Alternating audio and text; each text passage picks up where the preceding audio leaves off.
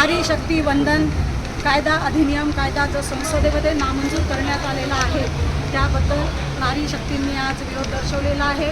खऱ्या अर्थानं लोकसभेमध्ये आणि राज्यसभेमध्ये 33% महिलांना आरक्षण मिळणार होतं, परंतु ह्या काँग्रेसने अतिशय विरोधकाची भूमिका घेत आमच्या महिलांच्या अधिकाराचा आमच्या महिलांच्या आत्मसन्मानाला ठेच पोहोचवलेली आहे। संपूर्ण देश याकडे बघत आहे। महिला विरोधी त्यांची नेहमीच भूमिका राहिलेली आहे।